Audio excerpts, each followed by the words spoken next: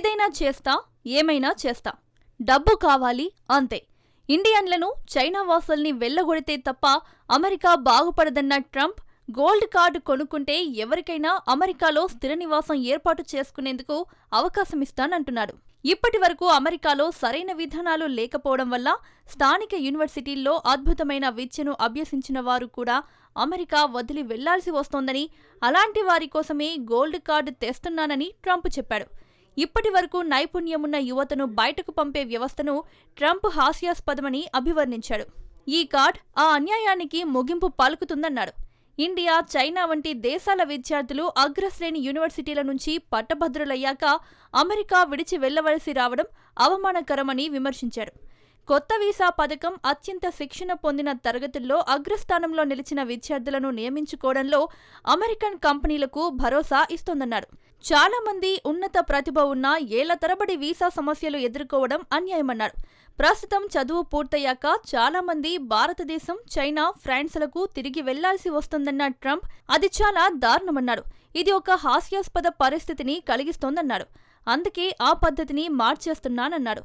Gold card website ప్రారంభమైందన్న Trump Wharton, Harvard, MIT వంటి విశ్వవిద్యాలయాల నుంచి కంపెనీలు ఎంపిక చేసిన విద్యార్థులను అమెరికాలో ఉంచుకోవడానికి ఈ కార్డును కొనుగోలు చేయవచ్చన్నాడు.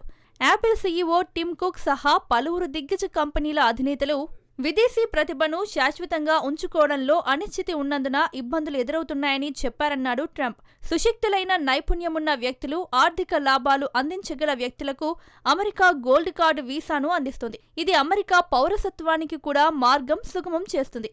అమెరికా బిలియన్ల డాలర్ల ఆదాయాన్ని దీని ద్వారా పొందుతుందని ట్రంప్ విశ్వాసం వ్యక్తం చేస్తున్నాడు. అమెరికా వాణిజ్య మంత్రి హోవార్డ్ లుట్నిక్ 2 రకాల వీసాలను అందుబాటులోకి తెచ్చినట్టు చెప్పాడు.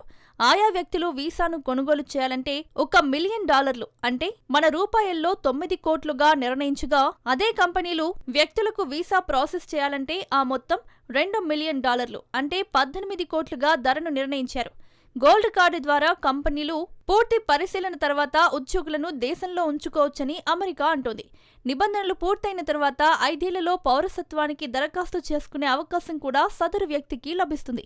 గోల్డ్ కార్డు ద్వారా ఉత్తమ వ్యక్తులు మాత్రమే అమెరికాలోకి వస్తారని, ఇదే ట్రంప్ లక్ష్యమని వాణిజ్య మంత్రి లుట్నిక్ తెలిపాడు.